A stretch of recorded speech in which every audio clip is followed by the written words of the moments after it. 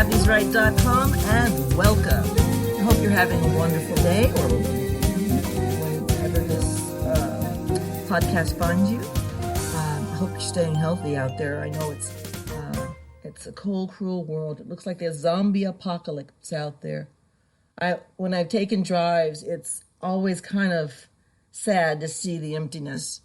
On my way to the store, there's so many small businesses that were just brand new, just opened up before this pandemic. Their doors are closed. Some of them may come back. Some may come back stronger. I hope so for their sake. I think that it makes me cry. I mean, seriously, I cried because people put their entire life savings into starting new businesses. They put it all on the line, entrepreneurship, and we've got to back them up. As we open up this country, try to go to these mom and pop stores. Try to go and spend your money there. Walmart doesn't really need your money. I mean, I don't mind Walmart, but they get way too much stuff from China. And I'm really still kind of pissed at China, to be honest. I think most of us are or should be.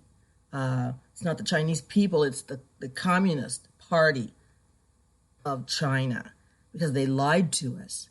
They lied to the World Health Organization, or the World Health Organization may be covered for them. I don't trust the World Health Organization. I don't like anything that has to do with globalism, because it's an illusion that we're all going to get together and sing Kumbaya. It's not going to happen. I would lay money on that. It's not going to happen. It's to each his own. Every country's going to have to take care of themselves. And we have done our best. We've been the most generous country on the universe. I mean, we have been generous to everyone. I mean, we are generous to South American countries. We send money all over the world. Lots of money. For what? To help them out? I mean, to make them like us? Why aren't we sending so much money to other countries? And why, I have to ask, why is China, who seems to be a pretty racist country, buying up Africa? Probably because of the natural resources. But look how they treated the Africans, the black people, when the coronavirus hit. They kicked them out of hotels. They kicked them out of apartments. They literally put them out on the street. And then they want to buy up Africa. And they're doing it too. There's always strings attached when people bring money. Nobody brings money without strings attached. And I shudder to think what their plans are for Africa. I think Africa really, I mean, it's a continent, it's not a country, but they really ought to watch out. Don't just take that money, because there will be a price to pay. Nothing's free. So they are investing heavily. It might be the gold, the diamonds. It might be oil. Do they have oil rigs all over Africa? I don't know. I've never been to Africa. I know little to nothing about Africa. I find that it's beautiful from what I've seen on the television. And the African people that have come here, and the ones that I've met, have been extraordinary. And they usually become quite successful here, as well as people who come here from the West Indies. I find it strange because they tend to be entrepreneurs. They tend to start a business. They'll work really hard and then they start a business. It's wonderful to see. I think Black Americans would learn. We would do well to learn from our African brothers and sisters, because they don't come here with a chip on their shoulder. They come here ready to work. And they don't have time to sit around whining and worrying about racism and a bunch of baloney that the leftists have been putting onto Black people's minds for the last 100 years. They don't have time for that. They don't care. They're going to get in there, do their job. And I'm learning. The first time, I had a cleaning lady when I was in Connecticut, and I was having a hard time keeping up my housework with my newborn baby, and so I got a cleaning lady, and her name was Elizabeth. She was from Haiti, and she was extraordinary. She whipped through my condo like nobody's business. Everything, top to bottom, was clean perfectly. And she treated my cheap little stuff, my 99-cent items, like it was gold. She was awesome, worked really hard, and she could get it all done. She had a system. And she did such an amazing job that the lady who's my landlord, who owned the condo, she came by and she said, "Your place looks so nice." I go, "It's because of Elizabeth. She cleans really, really well, and she goes really, really fast, and I appreciate that." And she goes, "Well, maybe she could come work for me too." And I said, "Sure, I'll give you the number," because I only had her every other week. And so she began cleaning for my landlady. And after that, my landlady started hiring her because she owned a lot of properties. And she had Elizabeth cleaning out all the apartments and things of people who moved out. And it got to the point where Elizabeth started her own business. She bought a van, and she picked up these other Haitian women, because none of them had cars, and she would drive them to their destination, to the houses that they would clean. She had a checklist because they had to use her system of cleaning, and she would pick them up, and she would go on that checklist, and everything that they did, she would mark it down, make sure they did everything that was on the list. And she dropped them off on time. She picked them up on time. There was no waiting and all that stuff. And she started quite a business. Just started cleaning houses, and then she started hiring other people to where she didn't have to clean at all anymore. She was just training other people to use her system of cleaning, which was spectacular. And bada bing. I mean, she has a whole service now. And to me, I said, where's the spirit like that in America? Do we still have that? I mean, I don't know. I did this one show. I used to work at a television station, and I did this show. I produced it, and it was about immigrants, and it was in the early 80s, and it was about immigrants. And the reason I decided to do this show was because I kept hearing from my friends that, "Oh, yeah, these Vietnamese people come over and the government just gives them a business." And I'm like, that doesn't make any sense. The government doesn't just give people businesses. And so I wanted to look into it. I wanted to find out, why do so many people who immigrate into our country get a store? They get a liquor store, or a grocery store, or some kind of convenience store, and all those kinds of things. Well, what I found was they have a whole different perspective as far as family. This one family that I interviewed, the entire family, except for the children who went to school, the entire family worked picking up trash around the freeways back then. And they did hard labor, and they pooled all of their money together in one bank account. And the eldest person in the family, who was usually a father or mother, grandmother, would control the finances until they got enough money together to buy their first store. And everybody took turns working at the store. Some of them still picked up trash on the side of the road, but they pooled all their money together, and they entrusted their patriarch or matriarch to control the funds. And that's how their families got ahead. And then when they got the first store, they all still pooled together to get the eldest person, the next to the eldest person, their own store, and so on and so on and so on. Now, here in America, I love my country. I mean, how many Americans do you know would be okay with sharing a bank account with all their siblings and not have control over the money that they earned? I don't know any Americans who would feel that way. I wouldn't have a bank account with any of my siblings. And then to hand it over to the eldest person. They respect their elders so much and revere them and treat them so well. And the eldest person, the matriarch or patriarch, would choose how the money would be spent for everyone, but everyone was taken care of. Now, that doesn't happen in America. We don't trust anybody. And my people, we don't trust each other. So I don't know. That's how they did it. And that's how the whole family eventually had their own store, each person. It's just a way that they respect their elders, they respect their families. They try to stick together, as I saw and witnessed. They were very forthcoming. It wasn't like it was a secret or something. And we could do that too, but I don't think it's going to happen anytime soon. But earlier in our history, in our American history, we do have a history of people sticking together and lifting one another up.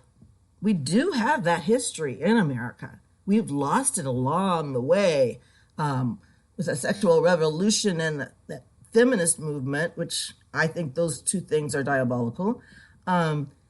Yeah, that's how they did it. And we could do it too. And in other ways. I mean, we don't have to share bank accounts and trust only one person, but that's how they did it. And I just think that we could learn some things from our immigrants who are successful. We could learn a lot.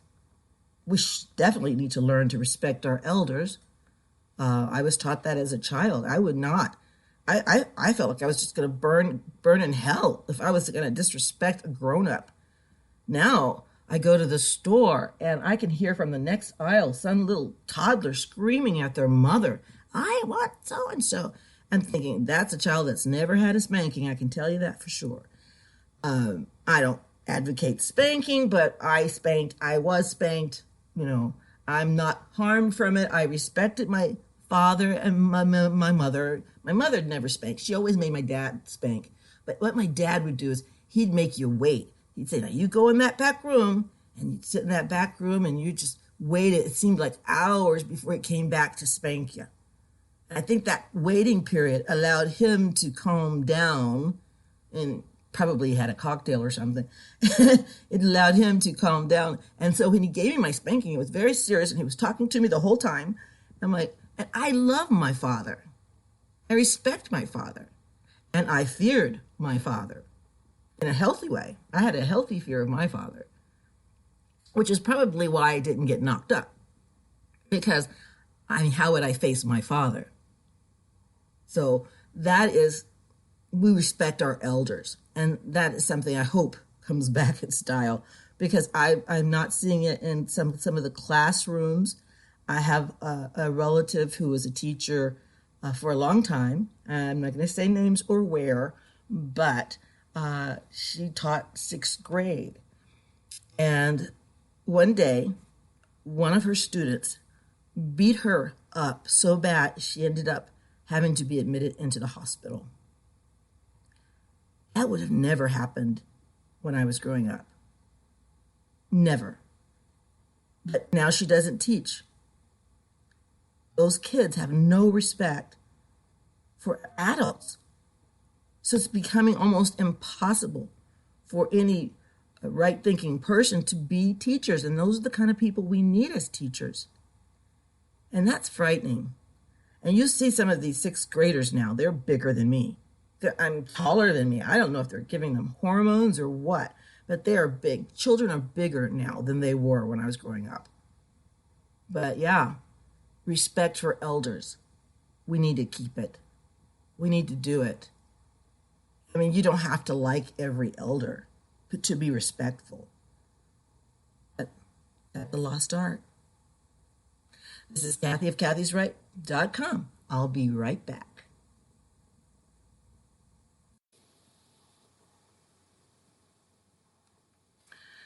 So, and we're back.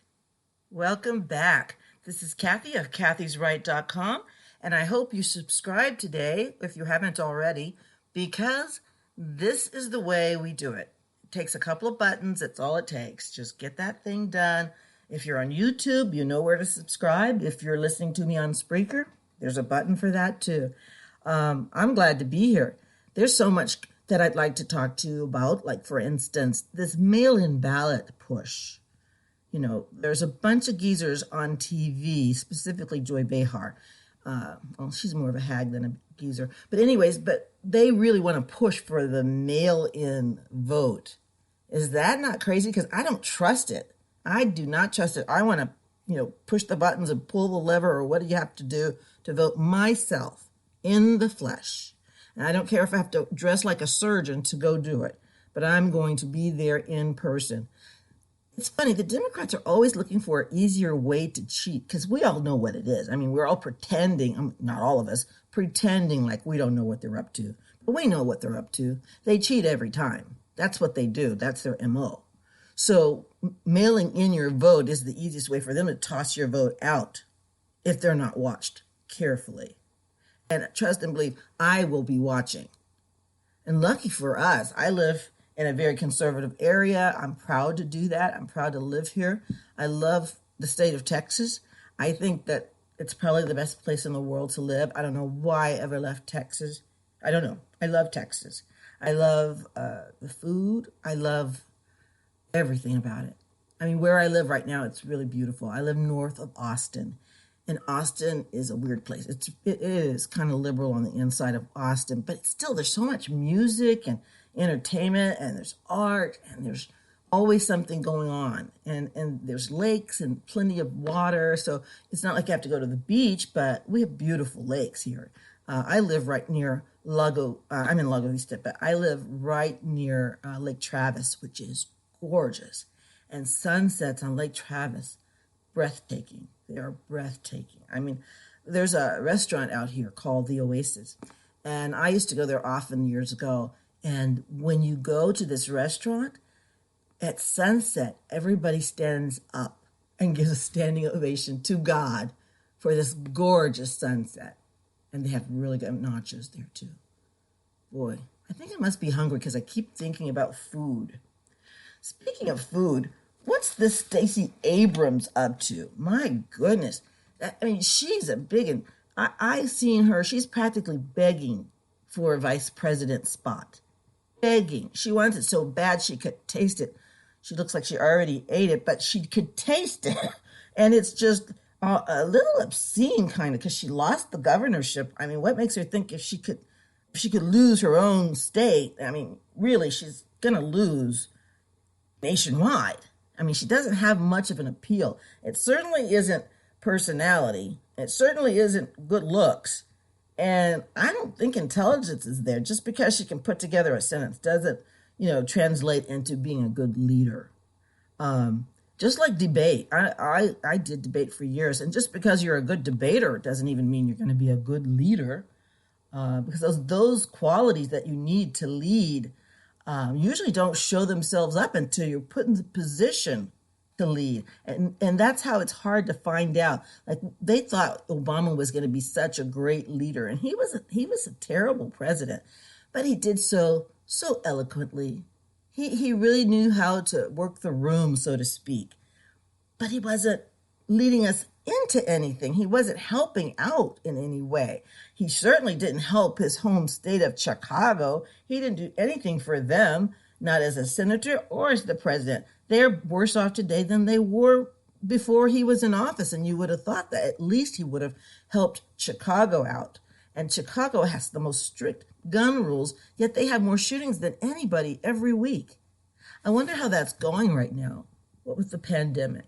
I mean, have the gangs all gone inside? I don't know. I'm not seeing anything. I'm not reading anything. I am seeing videos of people giving parties in Chicago, like in the hood type of parties, and everybody's all close together, and it, looks very shady because you're worried. You see a couple of people with masks, but for the most part, nobody cares.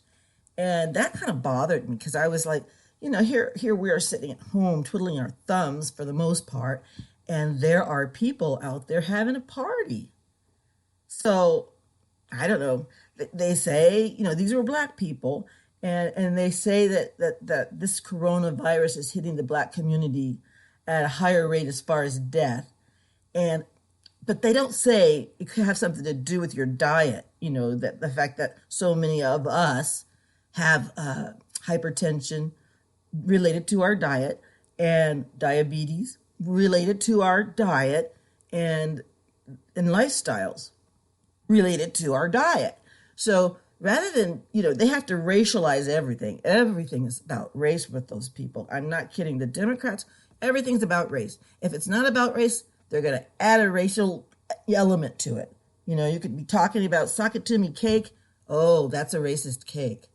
You know what I mean? They put that race thing in subjects that don't even warrant talking about race.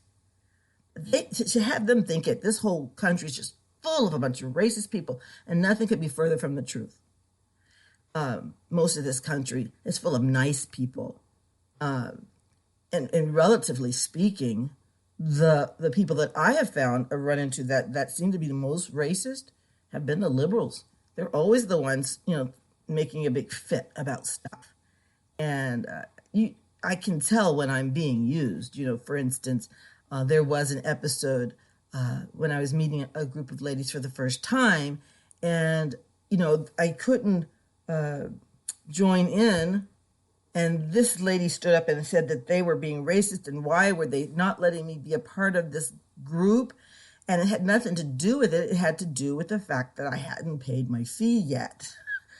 But this liberal, she raised such a stink, and she embarrassed me, embarrassed herself. But all it was is that I hadn't officially joined in by the paperwork and the fee, period. That's all.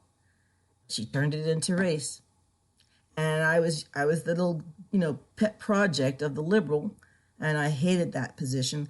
I despise it, but I didn't know she was such a liberal. I found that out later, and then it all made sense to me, because that's how they want to be Tarzan to us. You know what I'm saying?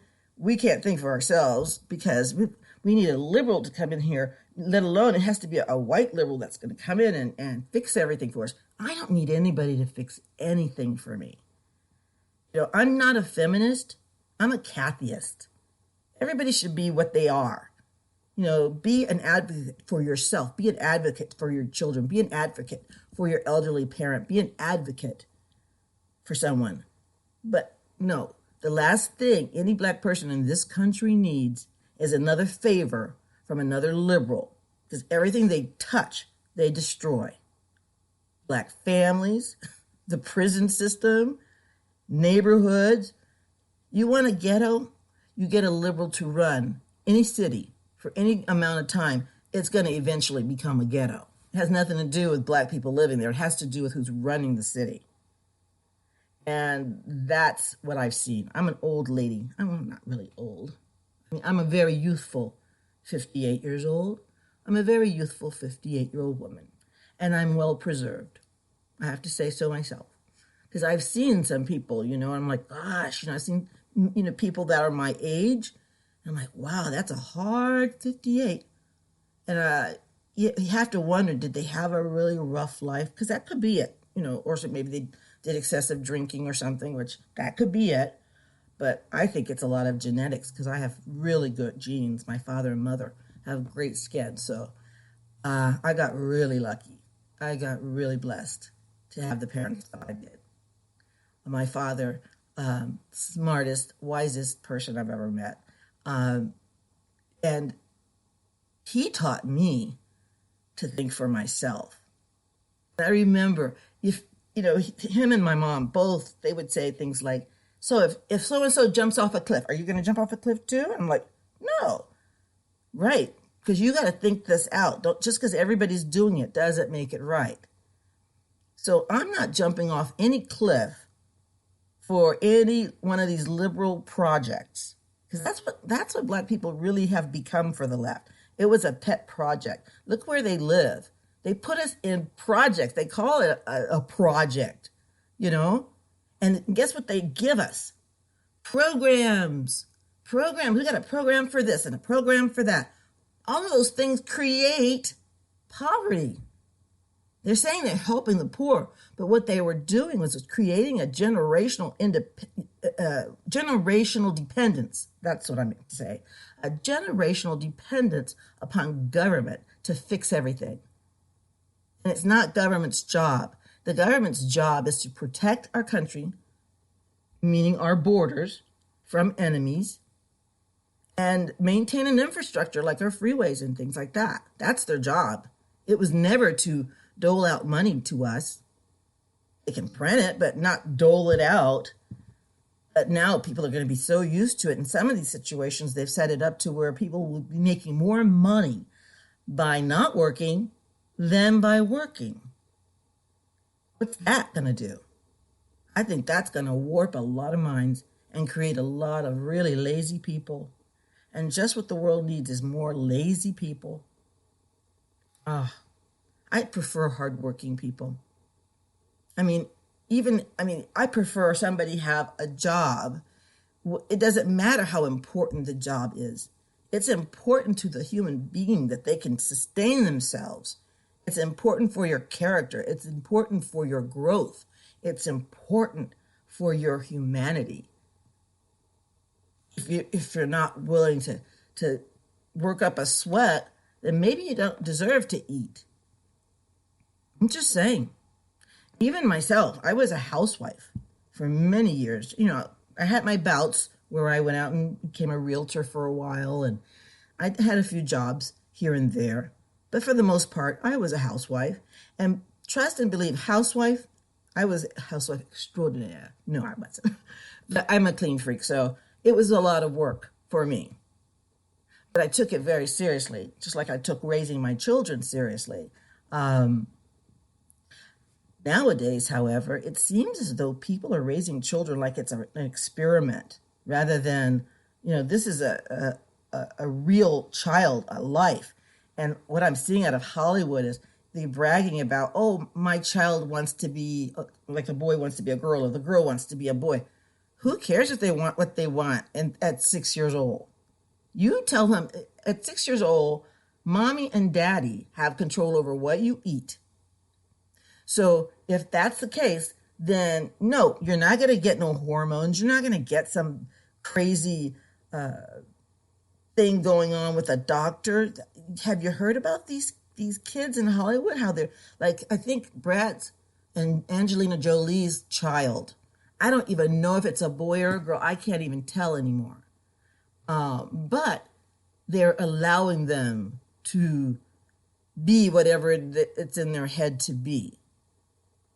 Kids are kids. They have great imagination. They don't know what they want. Not at that age. They're not sexual human beings yet. At least they shouldn't be. No, you decide as a parent. Yeah, you get to watch this program. That's why I put on all of my videos and all of my podcast. I always mark them illicit. All of them. Because if I'm talking about faith, that's something that parents should choose for their children. And if I use the bad word here or there, I don't want some parent to be shocked and go, oh my gosh, I should have let my kids watch it or listen to it. So I always put illicit on mine because it's for adults and adults can make adult decisions. I try not to be vile or vulgar, but I've been censored lately. Wow, it's not fun getting censored. But I really enjoy, I enjoy being free to speak how I wish. And I try not to offend. Anyways, I hope I haven't offended anyone today. Maybe I have, I don't know. So, this is Kathy of kathysright.com. Please subscribe and come back and see us. And no government has the right to monitor churches and their ability to give the sacraments to the people of God. That's my signing off. This is Kathy of kathysright.com. Bye.